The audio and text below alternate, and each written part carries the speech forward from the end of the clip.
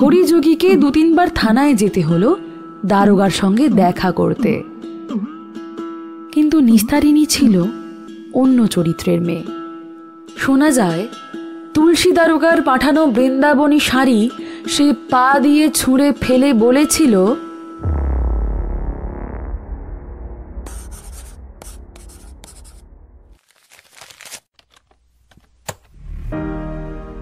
গল্প হলো এক সম্ভাবনাময় জগৎ। কখনো তা আতঙ্কের, আবার কখনো সম্পর্কের শীতলতার আভাস দেয়। সেই জগতের একটু একটু অংশ করে সবাইকে শোনাবে এই ইতিমুপিয়া।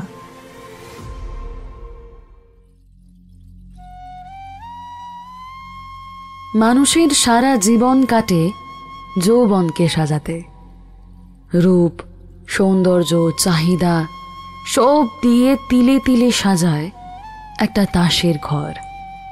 কিন্তু কেউ জানে না ভবিষ্যতের পাতায় অদৃষ্ট লিখে রাখছে কোন ব্যথা তোর গাঁথা।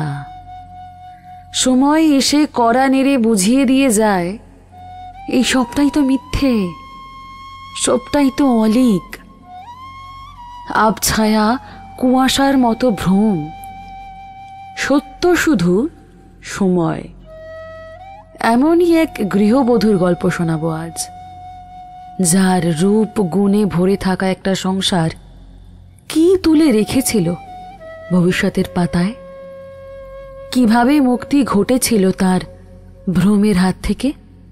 শুনতে থাকুন বিভূতিভূষণ বন্দ্যোপাধ্যায়ের কাহিনী মুক্তি।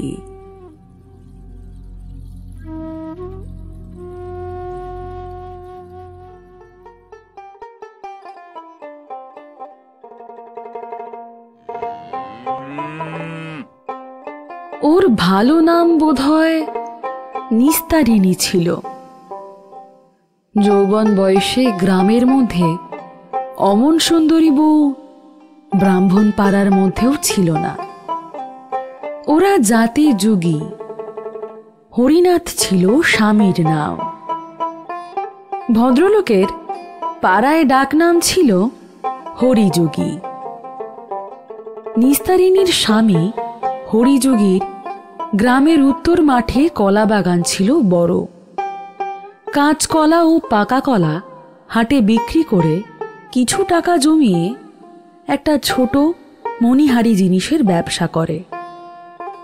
হরিযোগীর বাড়িতে 2খানা বড় বড় মেটে ঘর, 1খানা রান্নাঘর, মাটির পাঁচিল ঘেরা বাড়ি।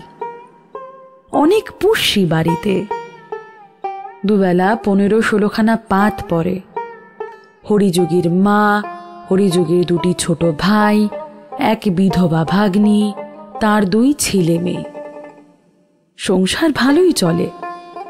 মোটা ভাত, কলাইয়ের ডাল, ঝিঙে ও লাল ডাঁটা চচ্চড়ির কোনো দিন অভাব হয়নি। গরুর দুধও ছিল 4-5 সের। অবশ্যই দুধের অর্ধেকটা ব্রাহ্মণ পাড়ায় যোগান দিয়ে তার বদলে টাকা আসত। গ্রামের মধ্যে সুন্দরী বউ মেয়ের কথা উঠলে সকলেই বলতো, আরে ওকে তো পুরো ওই হরিযোগীর বউয়ের মতো দেখতে। হ্যাঁ, গ্রামের নারী সৌন্দর্যের মাপকাঠি ছিল নিস্তারিণী। গৃহস্থ ঘরের বউ ভিজে কাপড়ে ঘরা কাঁখে নিয়ে যখন সে গাঙের ঘাট থেকে ফিরত, তখন তার উদ্দাম যৌবনের সৌন্দর্য অনেক প্রবীণের মাথাও ঘুরিয়ে দিত। তুলসী দারোগা নদীর ঘাটের পথ ধরে নীলকুঠির ওদিক থেকে ফেরার সময় উৎবটের ছায়ায় ফুটে থাকা উৎ ফুলের মাদকতাময় সুবাসের মধ্যে এই সিক্ত বসনা গৌরাঙ্গী বধূকে ঘরা কাঁখে যেতে দেখল। বসন্তের শেষ, ঈষৎ গরম পড়েছে, নতুবা উৎ ফুলের সুবাস ছড়াবে কেন? দাঁড়াও, দাঁড়াও দাঁড়াও, গাড়ি থামাও, গাড়ি থামাও। আরে বিহারি, কাঁধে কলসি, ভিজে কাপড় পরা ওই সুন্দরীকে জানো? জি বাবু, ও তো হরে যোগীর বউ আছে। কে হরে যোগী? বাড়ি চেনো? হ্যাঁ বাবু, চিনি। আচ্ছা, লোক পাঠাও আর যোগীকে আমার থানায় আসতে বলো। তুলসী দারোগা ছিল অত্যন্ত দুর্ধর্ষ জাহাবাজ দারোগা। হয়কে নয় করবার মতন অমন ওস্তাদ আর ছিল না। চরিত্রে যে তার কলঙ্ক ছিল না এমন মনে করার কোনো প্রশ্নই ওঠে না। তুলসী দারোগার নামে এই অঞ্চলে বাঘে গরুতে এক ঘাটে জল খেত। তার সুনজরে যিনি একবার পড়বেন তার হঠাৎ উদ্ধারের উপায় ছিল না। এই হেন তুলসী দারোগা হঠাৎ উন্মনা হয়ে পড়ল সুন্দরী গ্রাম্য বধূকে নির্জন নদী তীরের পথে দেখে। বধূটিকে সন্ধান করবার লোকও লাগালে। হরিযোগীকে 2-3 বার থানায় যেতে হলো দারোগার সঙ্গে দেখা করতে। কিন্তু নিস্তারিণী ছিল অন্য চরিত্রের মেয়ে। শোনা যায় তুলসী দারোগার পাঠানো বৃন্দাবনী শাড়ি সে পা দিয়ে ছুঁড়ে ফেলে বলেছিল, আমাদের কলা বাগানের কল্যাণে অমন অনেক শাড়ি আমি পরতে পারবো। জাত খুইয়ে বৃন্দাবনী কেন, বেনারসি পরবার শখও আমার নেই।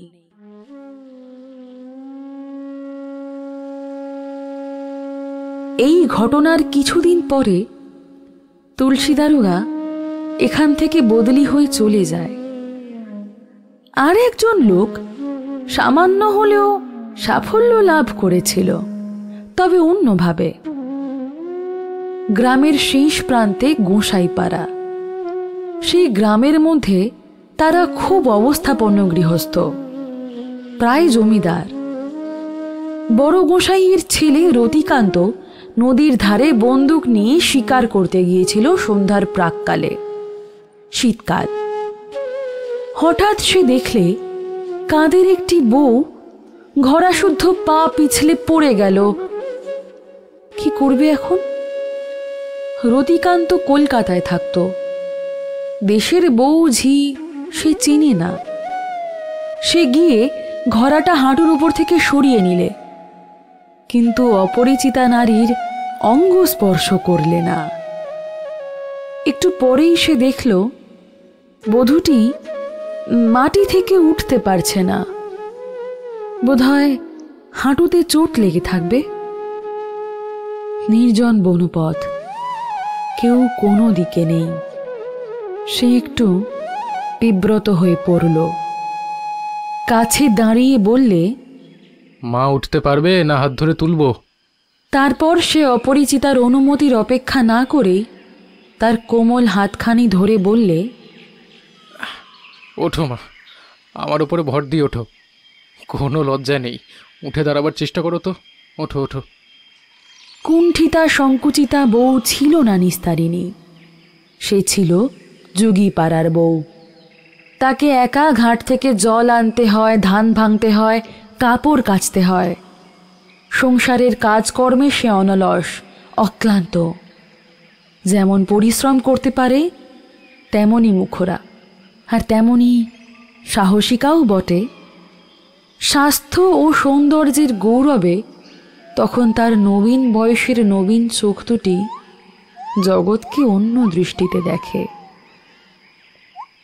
সে উঠে দাঁড়ালো, কিন্তু রতিকান্তের সঙ্গে কোনো কথা বললে না। বুঝতে পারলে গোসাইপাড়ার বাবুদের ছেলে তার সাহায্যকারী।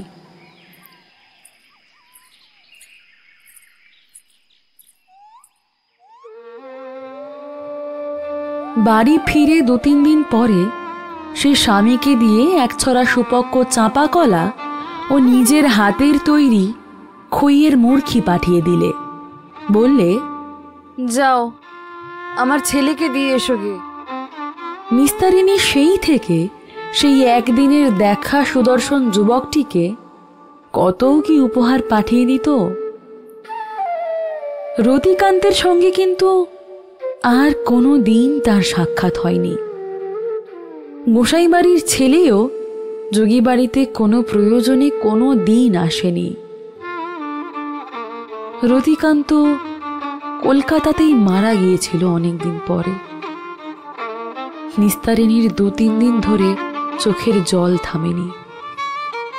এই সংবাদ যখন সে প্রথম শুনলে, গ্রামের অবস্থা তখন ছিল অন্যরকম। সকলের বাড়িতে গোলা ভরা ধান, গোয়ালে 2-3টি গরু থাকত। সব জিনিসই ছিল সস্তা। নিস্তারিণীদের বাড়ির পশ্চিম উঠোনে একটা ছোট ধানের গোলা। কোনো কিছুর অভাবই ছিল না ঘরে, বরং ব্রাহ্মণ পাড়ার অনেককে সে সাহায্য করেছে। একবার বর্ষার দিনে সে বাড়ির পিছনের আমতলায় ওল তুলছে। এমন সময় বারুজ্জে বাড়ির মেয়ে খান্তমণি এসে বললে, আজকে বউ। নিস্তারিণী অবাক হয়ে মুখ তুলে চাইলে। যে বাড়ির মেয়েরা কখনো তাদের বাড়ির বেড়ার ধারে দাঁড়িয়ে কথা বলে না, সে আজ এসেছে। কি দিদিমণি? একটা কথা বলবো? কি বলো? আমাদের আজ একদম চাল নেই গো ঘরে। পাতলা শুকুচ্ছে না। কাল ধান ভেজে 2টো ছিঁড়ে হয়েছিল। তোমাদের ঘরে চাল আছে? কাটাখানেক দেবে? কাটাখানেক। নিস্তারিণী এদিক ওদিক চেয়ে দেখলে তার খান্ডার শাশুড়ি কোনো দিকে আছে কিনা। পরে বললে, দাঁড়াও দিদিমণি, চাল ঘরে আছে, তবে শাশুড়িকে লুকিয়ে দিতে হবে। দেখতে পেলি বড্ড বকবে আমারে। তা বকুক গে, তা বলে বামুনের মেয়েকে বাড়ি থেকে ফিরিয়ে দেব? আরও একবার বারুজ্জে বাড়ির বউ তার বৃদ্ধা শাশুড়িকে ঝগড়া করে বাড়ি থেকে তাড়িয়ে দিয়েছিল। সেই বউ ছিল গ্রামের মধ্যে নামডাকওয়ালা খান্ডার বউ। শাশুড়ির সঙ্গে প্রায়ই ঝগড়া বাঁধত। কেরোসিনের টেমি ধরিয়ে শাশুড়ির মুখ পুড়িয়ে দিয়েছিল। পাড়ার কেউ ভয়ে বৃদ্ধাকে স্থান দিতে পারেনি। যেই আশ্রয় দেবে তাকেই বড় বউয়ের গালাগালি খেতে হবে। যুগী বউ দেখলে বারুজ্জে বাড়ির বেড়ার কাছে বড় সেগুনতলার ছায়ায় নঠাকুরন চুপ করে দাঁড়িয়ে হাপুস নয়নে কাঁদছেন। নঠাকুরন ছুচিবে মানুষ। তাছাড়া বারুজ্জে বাড়ির গিন্নি হয়ে যোগী বাড়িতে আশ্রয় নিলে মান থাকে না।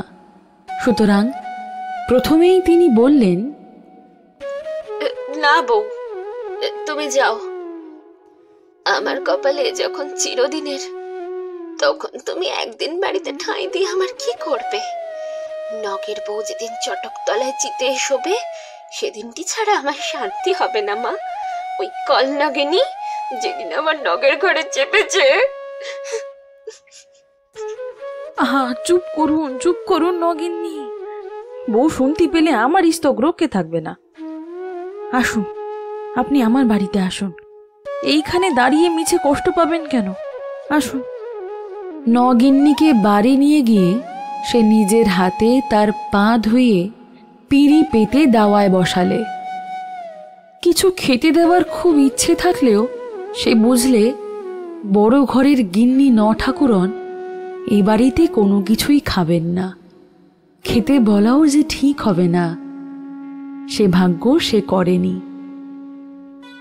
অনেক রাত্রে গিন্নির বড় ছেলে নগেন খুঁজতে খুঁজতে যখন মায়ের হাত ধরে নিয়ে গেল, তখন নিস্তারিণী অনেক অনুনয় বিনয় করে বড় একছড়া মর্তমান কলা তাকে দিয়ে বললে, এইটুকু নিয়ে যান দয়া করে। আর তো কিছুই নেই, কলা বাগান আছে, তাই কলা ছাড়া মানুষকে হাতে করে যে আর কিছু দিতে পারি নে।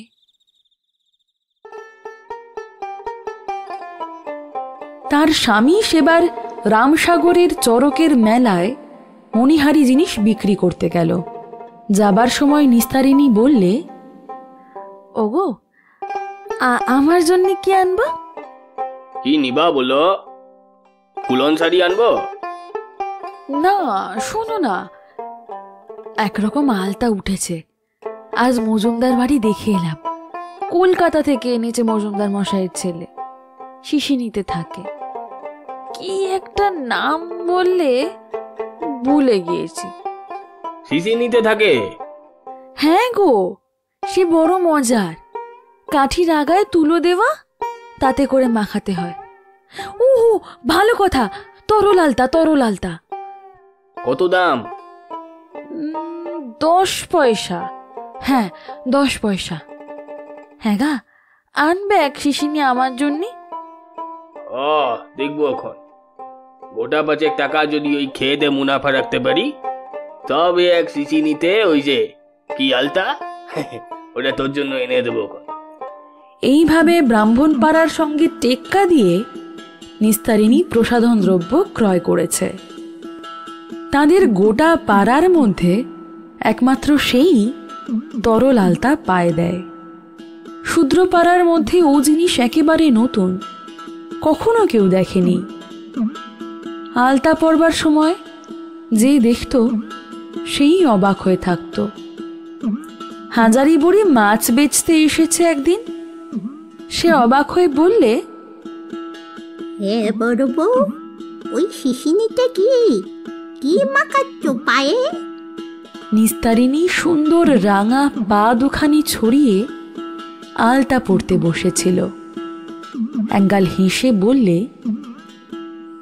এটা এটা আলতা গো দিদিমা, এরে বলে তরল আলতা। ও মা, পাতা আলতাই তো দেখে এসেছি চিরকাল। শিশিনিতে আলতা থাকে সে কখনো শুনিনি। কালে কালে কতই দেখলাম, কিন্তু বড় চমৎকার মানিয়েছে তোমার পায়ে বউ। এমনি টুকটুকে রং, যেন জগদ্ধাত্রী পিত্তিমের মতো দেখাচ্ছে। এসব মোটামুটি 30-35 বছর আগেকার কথা। শীতের সকালবেলা ওদের বড় ঘরের দাওয়ায় ছেঁড়া মাদুরে ছেঁড়া কাঁথা গায়ে দিয়ে নিস্তারিণী শুয়ে আছে। সংসারের সাবেক অবস্থা আর নেই। হরিযুগী বহুদিন মারা গিয়েছে। তার একমাত্র ছেলে সাধন, সেও একদিনের জ্বরে হঠাৎ মারা গিয়েছে। সুতরাং নিস্তারিণী এখন স্বামী পুত্রহীনা বিধবা। তার শাশুড়ি এখনো বেঁচে আছে, আর আছে এক বিধবা যা, যায়ের এক মেয়ে, এক ছেলে। 35 বছর আগের সেই উচ্ছল যৌবনা সুন্দরী গ্রাম্য বধূটিকে আর আগের মতো বলা যায় না। আজ সে রোগগ্রস্তা, শীর্ণকায়া, মলিন বসনা, প্রৌঢ়া। হরিযোগীর মৃত্যুর সঙ্গে সঙ্গে তাদের সে গোয়াল ভরা গরু ও গোলা ভরা ধান অন্তর্হিত হয়েছে। 3-4 জায়গায় খুঁচি দেওয়া খসে পড়া চালে বর্ষার জল আটকায় না। গত বর্ষায় চালের ওপর উচ্ছেলতা গজিয়ে একদিক ঢেকে রেখেছে।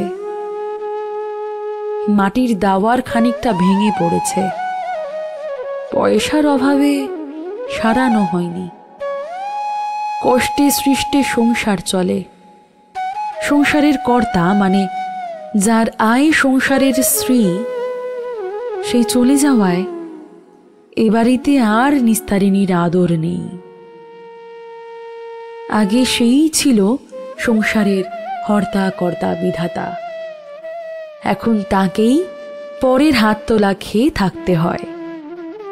তার ছেলে সাধন বাপের মণিহারি দোকান আর কলা বাগান কোনো রকমে বাঁচিয়ে রেখেছিল। 3 বছর আগের এক ভাদ্র মাসে অতিবৃষ্টির পরে সাধন নদীর ধারে কলা বাগানে কাজ করতে গিয়ে মারা যায়। কেন মারা যায় তার কারণ কিছু জানা যায়নি। সন্ধে পর্যন্ত সাধন ফিরল না দেখে তার ঠাকুমা নাতিকে খুঁজতে বার হচ্ছে। এমন সময় বেলিডাঙ্গার 2জন মুসলমান পথিক এসে খবর দিলে সাধন মুখ খুঁজরে কলা বাগানের ধারের পথে কাদার উপরে পড়ে আছে। দেহে বোধহয় প্রাণ নেই। সকলে ছুটতে ছুটতে গেল, গ্রামের লোক ভেঙে পড়ল। সকলে গিয়ে দেখলে সাধন সত্যিই উপর হয়ে কাদার ওপর পড়ে, সর্বাঙ্গে তার কাদা মাখা। তার ওপর দিয়ে এক পশলা বৃষ্টিও হয়ে গিয়েছে। যেখানে শুয়ে আছে সেখানটা রক্ত পড়ে অনেকখানি জায়গা রাঙা, খানিকটা বৃষ্টির জলে ধুয়েও গিয়েছে। রক্তটা পড়েছে সাধনের মুখ থেকে। গরিব ঘরের ব্যাপার দুদিনেই মিটে গেল। সংসারের অবস্থা আরো খারাপ হয়ে পড়ল। ক্রমে বাড়িতে উপার্জনক্ষম পুরুষ মানুষের মধ্যে বাকি কেবল হরিযোগীর ভাই যুগল, তার ছেলে বলাই। যুগলও বহুদিন পরলোকগত। দাদার মৃত্যুর পরের বছরেই সে এক স্ত্রী ও 2 বছরের শিশুপুত্রকে রেখে মারা যায়। বলাই এখন 16 বছরের, বেশ কর্মঠ স্বাস্থ্যবান বালক। নিস্তারিণীকে এখন আদর করে নিস্তার বা বড় বউ নামে কেউ ডাকে না। যে ডাকত সে নেই। এখন তার নাম সাধনের মা। কেউ ডাকে পিন্টুর ঠাকুমা। পিন্টু সাধনের শিশুপুত্র। তার বয়স এখন 3 বছর। সাধনের বিধবা বউয়ের বয়স এই সবে 17। পিন্টু, পিন্টু। পিন্টু উঠোনের আমতলায় খেলা করছিল। কাছে এসে বললে, কি ঠাকুমা? তোর মাকে একবার ডেকে দে দেখিনি। পিন্টুর ডাকে তার মা এসে দাওয়ার ধারে দাঁড়িয়ে বললে, কি হয়েছে, ডাকছো কেন? বৌমা, আমি আজ 2টি ভাত খাবো, বুঝলে? ভাত বললি অমনি ভাত? বলি খাবা কোথা থেকে? তবে এক গাল খই কি চিড়ে ভাজা, যা হয় দে এখন। খিদে জ্বালা বড় জ্বালা। হ্যাঁ, আমি তোমার জন্যই বামুন পাড়ায় বেরোই লোকের দৌড়। অসুখ হয়েছে, চুপ করে শুয়ে থাকো বাপু। ওরা ওই রকম। সাধনের বউ মুখ ঝংকার দেয়, তাকে একেবারেই মানে না। সে কালের আর একালের মেয়েতে কত তফাৎ। হ্যাঁ, তাই সে ভাবে এক সময়। তারও একদিন 17 বছর বয়স ছিল। কখনো শাশুড়ির একটা কথারও অবাধ্য হতে সাহস হতো তার? আশ্চর্য। একটু পরে নিস্তারিণীর শাশুড়ি এসে দূরে দাঁড়িয়ে বললে, বলি হ্যাঁ বউ, তোমার আক্কেলখানা কি? আজ নাকি ভাত খেতে চেয়েছ? বলি জ্বর রয়েছে 24 পরের জন্যে, ভাত খেলেই হলো অমনি। বলি স্বামী খেয়েছ, পুঙুর খেয়েছ, দেওরও খেয়েছ, এখনো খাওয়ার স্বাদ মেটেনি তোমার? নিস্তারিণী বড় দুর্বল হয়ে পড়েছে অসুখে। স্বামী পুত্তুর তো তুমিও খেয়েছিলে, তবুও 3 বেলা করে 3 থালা ভাত মারো, লজ্জা করে না বলতে? শাশুড়ি এ কথার উত্তরে চিৎকার করে গালাগালি দিয়ে কাণ্ডই বাঁধালে। সাধনের বউকে ডেকে বলে দিলে, ওকে কিছু খেতে দেবি না আজ, বলে দিচ্ছি। এ সংসারে যে খাটবে সে খাবে। আমরা সবাই মায়ে ঝিয়ে খাটি, আর ও শুধু শুয়ে থাকে। রোগ নিয়ে শুয়ে থাকলি এ সংসারে চলে না। তার উপর আবার জিএসে রোগ নয়, ওকে বলে পাণ্ডুর রোগ। মুখ হলদে, চোখ হলদে, হাত পা ফুলেছে। ও কি সহজ রোগ? ও আর উঠবেও না, খাটবেও না, কেবল শুয়ে শুয়ে পাথর পাথর খাবে। খাবো খাবো, বেশ করব। আমার খোকা কলা বাগান সামলে রাখতো, তারিয়ায় বাড়ি শুদ্ধ লোক খাওনি? সেই কলা বাগান তদবির করতে গিয়েই বাচ্চা আবার চলে গেল। তোমরা ওদের বাপ ছেলে রক্ত জল করা কলা বাগান মণিয়ারি ব্যবসা সব গোচালে। এখন এখন আমায় বসিয়ে খেতে দেবে না তো কি করবে? দিতে হবেই, বাধ্য তোমরা। বাসি আকার ছাই খেতে দেব? ডাইনি, রাক্ষসী, আমার সংসার তো দৃষ্টিতে জলে পুড়ে গেল। নইলে কি না ছিল? গোলা ভরা ধান ছিল না? হাঁড়ি ভর্তি ডাল ডুল, গোয়াল ভর্তি গরু ছাগল ছিল নাকি? দুই পক্ষের চেঁচামেচি শুনে ওর যা নির্মলা সেখানে এসে পড়ল। সে হরিযুগীর ছোট ভাই যুগলের বিধবা স্ত্রী। তার একমাত্র পুত্র বলাই এই সংসারের একমাত্র উপার্জনক্ষম পুরুষ মানুষ। বলাইয়ের বয়স এই 19 বছর। বলাই বাঁশ কিনে গাড়ি বোঝাই দিয়ে রেল স্টেশনে নিয়ে যায়, সেখান থেকে মালগাড়িতে উঠিয়ে কলকাতায় পাঠায়। গত বছরখানেক এ ব্যবসা করে সে গোটা 50 টাকা হাতে জমিয়েছে। মায়ের হাতেই সে টাকাটা এনে দিয়েছে। নির্মলা আবার সেই টাকাটা থেকে 20টা টাকা শাশুড়িকে দিয়েছে।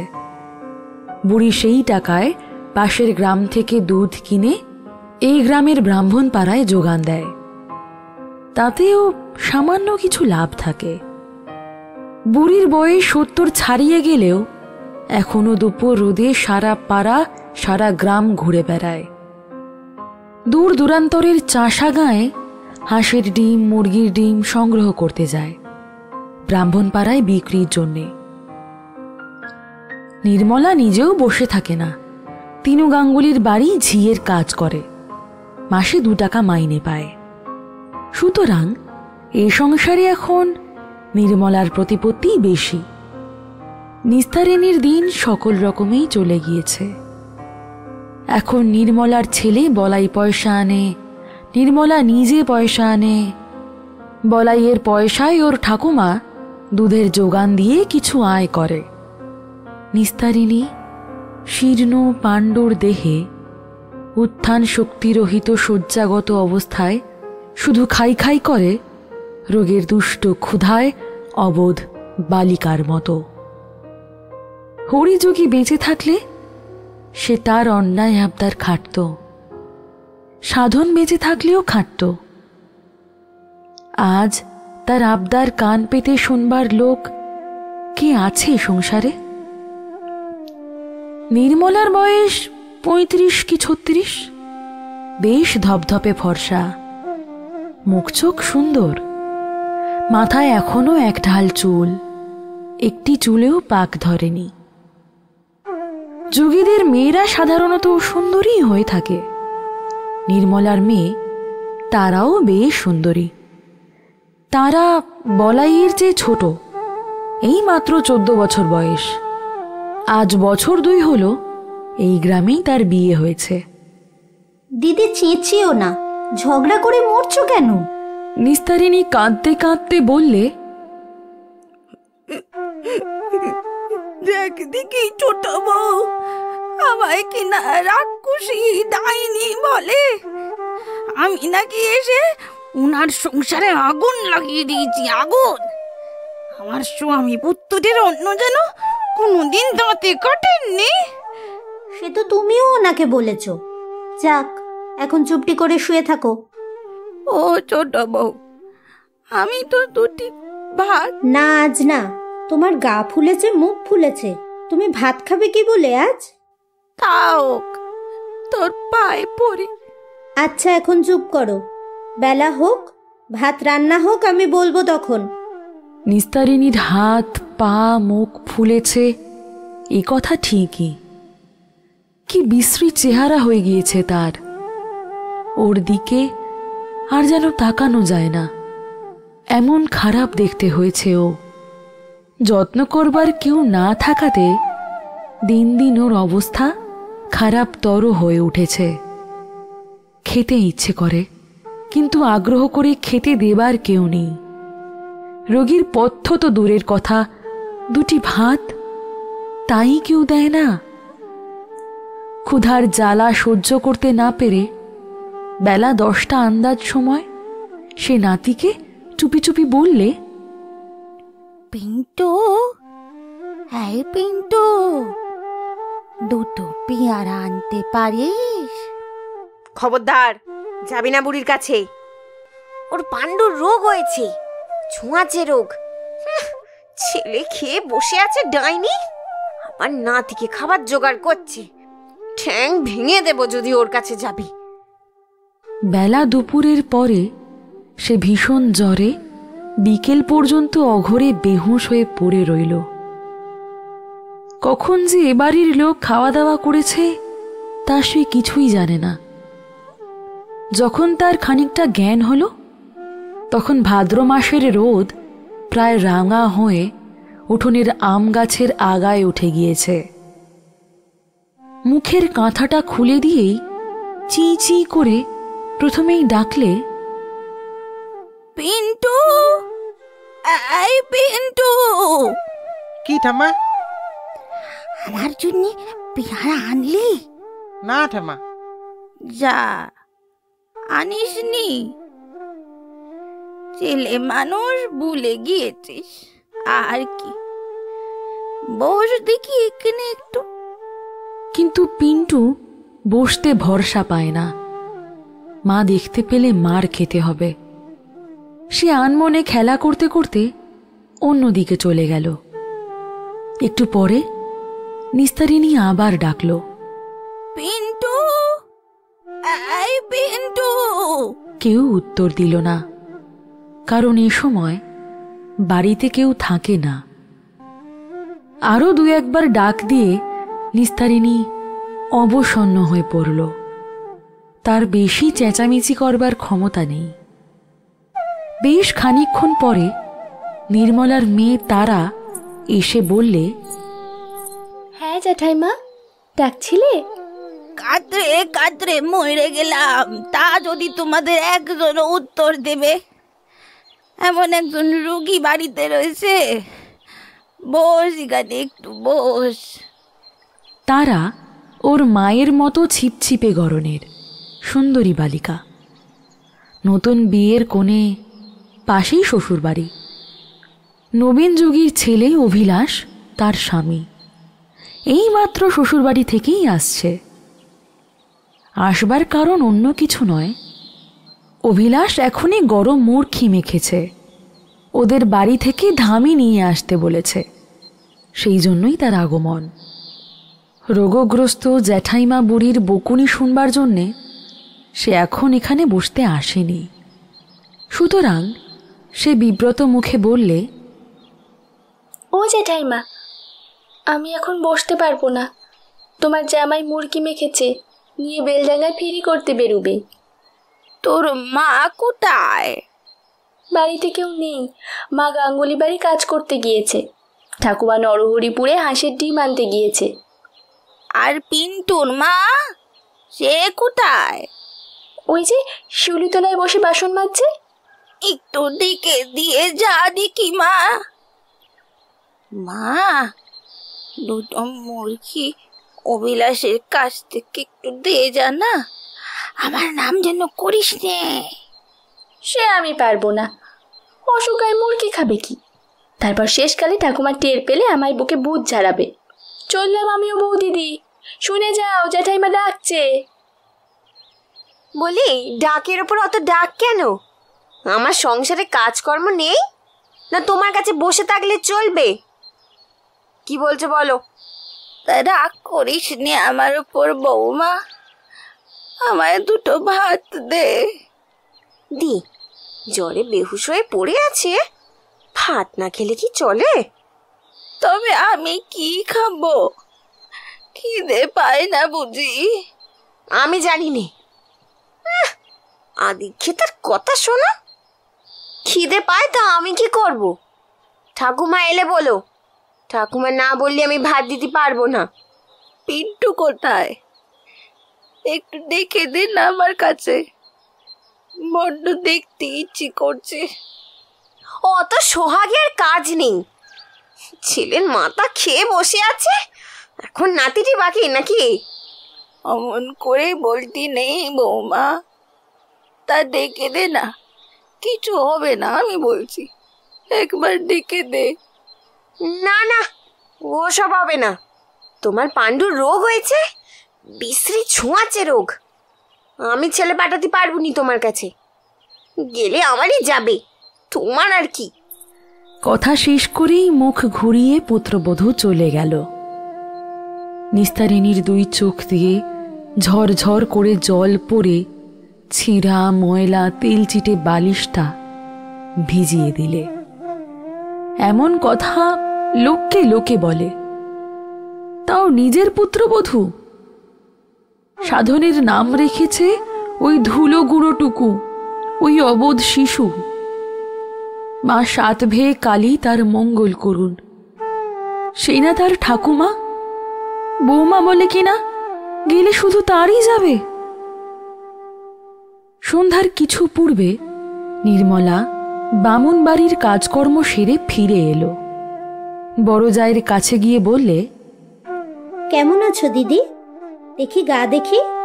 নিস্তারিণী না ঘুম না জ্বরে আচ্ছন্ন মতো হয়ে পড়েছিল। কপালে ঠান্ডা হাতের স্পর্শ পেয়ে জেগে উঠে বললে, কে কে ছোট বউ? তুই আবার আমায় চুলি কেন? তোর পাছে পাণ্ডুর রোগ হয়? আজ আমায় বৌমা বলেছে। হ্যাঁ বলেছে। হ্যাঁ ছোট বউ, সাধনের ছেলে বুঝি আবার কেউ নয়? তুমি বলো। চুপ করো, চুপ করো দিদি, সবই তোমার কপাল। পিতৃমের মতো বউ ছিলে, সব তো দেখেছি। স্বভাব চরিত্রের সম্বন্ধে কেউ একটা কথা বলতে পারেনি কোনোদিন। কেন রে কেন? দেওরদের কোলে পিঠে মানুষ করিনি বুঝি? আমি যখন ঘর করতে এলাম, তোর স্বামী তখন 9 বছরের ছেলে। আমার পাত থেকে বেগুন পোড়া ভাত মেখে খেত।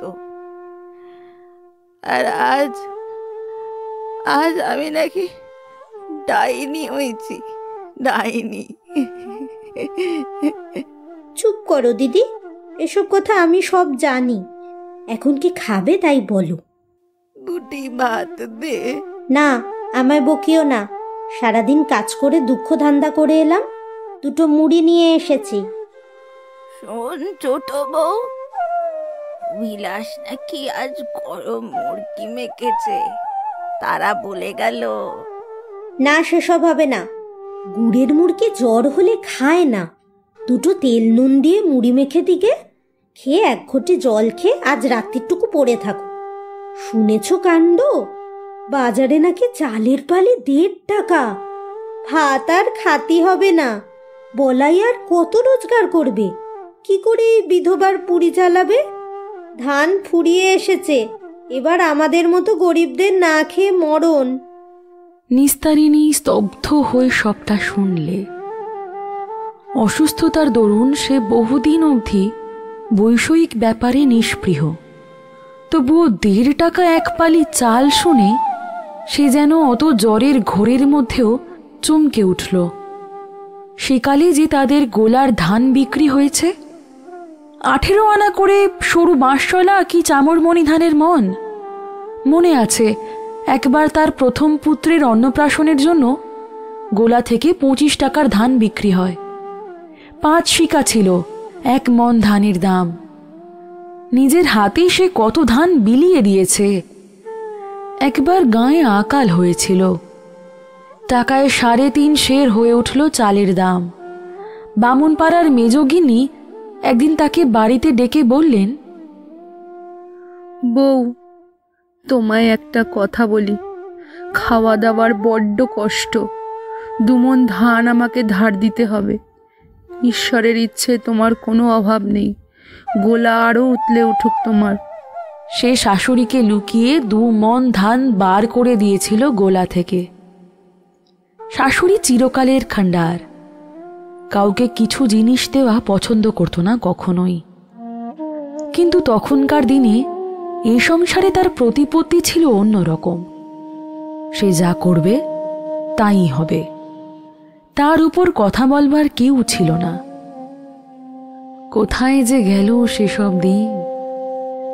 সন্ধে হয়ে গিয়েছে। নির্মলা এক বাটি দুধ নিয়ে এসে খাইয়ে দিলে। আমার এখানে একটু বস ছোট বউ, বস না। কেউ বসে না রে, কেউ বসে না। নির্মলার বেশিক্ষণ এক জায়গায় বসবার জো নেই, এক্ষুনি সব খেতে চাইবে। শেষ রাত্রে উঠে 4 কাঠা ধানের চিড়ে কুটতে হবে বাড়ুজ্যেদের। তারপর আবার যে একা সেই একা। সারা দিন রাত আজ একটি মাস ধরে একাই শুয়ে থাকতে হচ্ছে। নির্মলা তাকে ধরাধরি করে ঘরের মধ্যে শুইয়ে দিয়ে গেল। 1 দিন 2 দিন করে কতদিন যে কাটল, নিস্তারিণীর কোনো খেয়ালই নেই। কেবল আবছা আবছা দিনগুলো আসে। সেসব দিনের প্রতিটি মুহূর্ত যেন নিঃসঙ্গ, কেবল ছোট্ট খোকা পিন্টুকে দেখতে ইচ্ছে করে। কিন্তু তার মা তাকে পাঠায় না, একটুও বসতে দেয় না কাছে। পুত্রবধূ হয়ে শাশুড়িকে দেখতে পারে না, বলে তার নাকি ছোঁয়াচে রোগ হয়েছে। আর কেবল সবাই বকে। একদিন সে শুয়ে শুয়ে লক্ষ্য করলে আর আকাশে বৃষ্টি হয় না। হলদে রঙের রোদ আম গাছের মাথায়, তেলাকুচো লতায় সাদা সাদা ফুল ধরেছে। বলাইয়ের হাতে পোঁতা উঠোনের রাঙা ডাঁটা শাক ক্রমে ফুরিয়ে আসছে। বর্ষাকাল তাহলে চলে গিয়েছে। পুত্রবধূ আমতলায় কাঠ কাটছে। জিজ্ঞেস করলে, বৌমা, এটা কি মাস? বলি সে কোজে কি দরকার তোমার? বলো না বৌমা। শেষ ভাদ্র। তোমার কি আর হুঁশ পড়ে না আছে? সেদিন চাপড়া ষষ্ঠী গেল, খোকাকে তোমার আশীর্বাদ করা দরকার। তোমার কাছে গিয়ে ডাকলে, তা যদি একটা কথা বললে।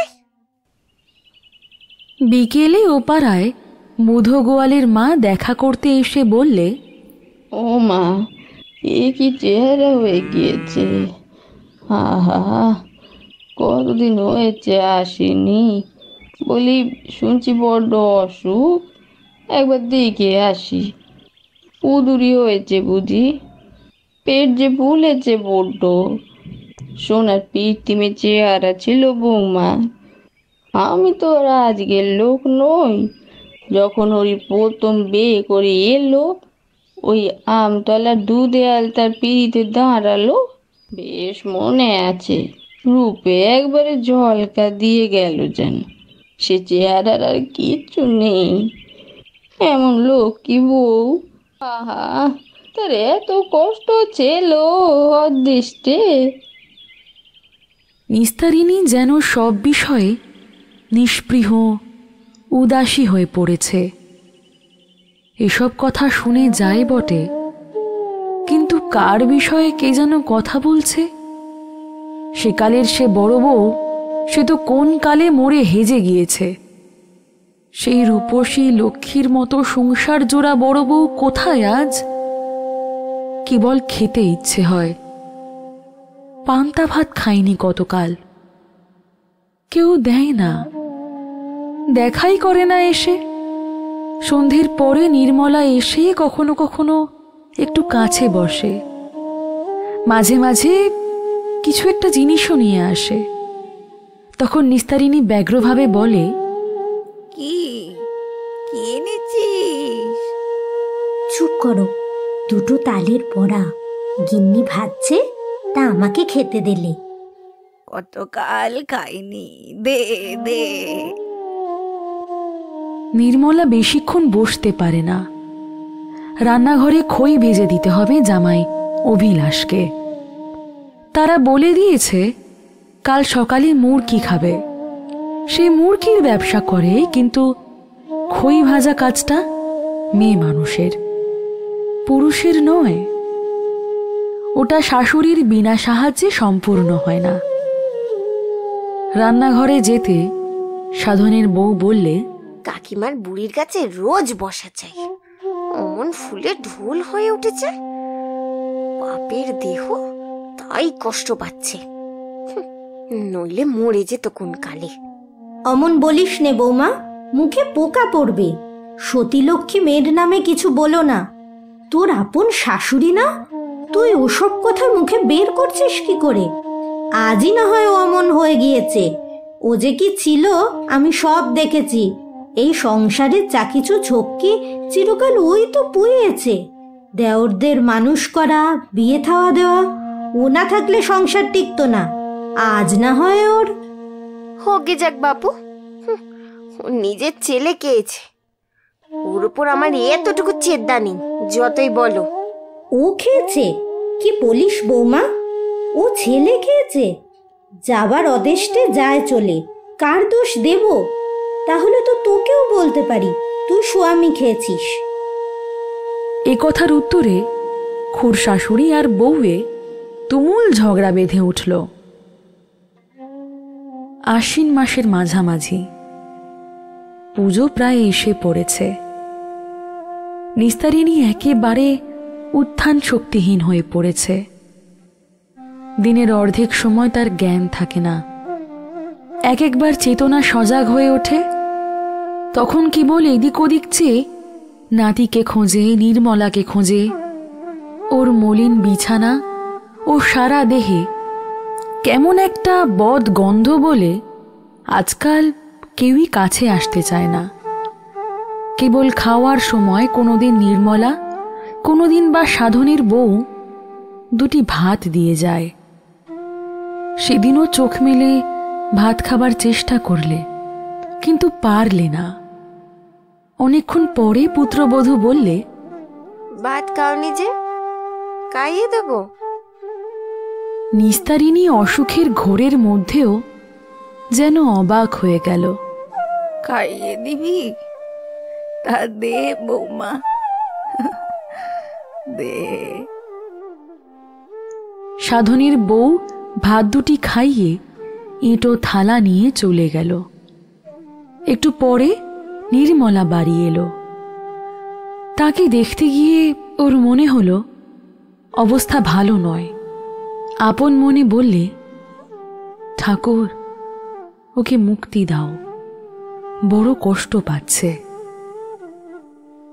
প্রতিদিন সন্ধ্যায় যেমন নিস্তারিণীর জ্ঞান হয়, আজও তেমনই হলো। যাকে অবোধ বালিকার মতো আবদারের সুরে বললে, দুটো পান্তা ভাত আর ইলিশ মাছ খাবো, ভাজা খাওয়াবি আমাকে? নির্মলা 2-3 দিন চেষ্টার পরে অতি কষ্টে এই যুদ্ধের বাজারে ইলিশ মাছ জুটিয়ে এনেছিল, কিন্তু যাকে খাইয়ে দিতে পারেনি। নিস্তারিণীর অবস্থা ক্রমেই খারাপের দিকে ঝুঁকল। পরদিন দুপুর থেকে সে অসুখের ঘোরে কোন বিস্তৃত পথ দিয়ে ফিরে গেল যৌবন দিনের দেশে। যেসব লোক কতকাল আগে চলে গিয়েছে, তারা যেন এসে দিন রাত ওর বিছানার চারিপাশে ওকে ঘিরে ভিড় করছে। বহুদিন শরৎ অপরাহ্নে হাট থেকে ফিরে ওর স্বামী যেন হাসি মুখে বলছে, বড় বউ, কলা বিক্রির দরুন টাকাগুলো এই নাও, তুলে রেখে দাও। আর এই ইলিশ মাছটা ভারী সস্তা আজ হাটে। ওর সব দুঃখ, সব অপমান, অনাদরের দিনের হঠাৎ আজ অপ্রত্যাশিতভাবে অবসান হলো কিভাবে? নিস্তারিণী অবাক হয়ে যায়, বুঝতে পারে না কোনটা স্বপ্ন আর কোনটা সত্য।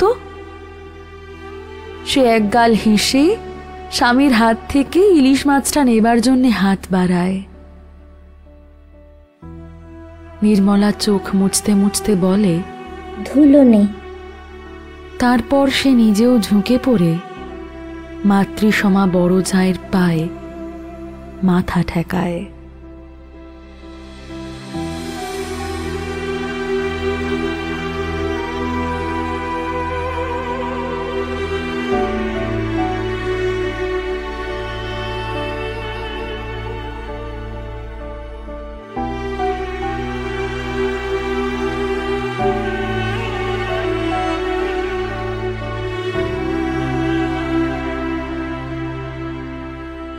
সংসার একটা আস্ত চক্রব্যূহ, যেখানে ঢোকার রাস্তা মোটামুটি সবাই জানে, কিন্তু মুক্তি, এই জীবনের সব বাঁধনের মুক্তি বোধহয় একমাত্র মৃত্যুর হাতেই থাকে, তাই না?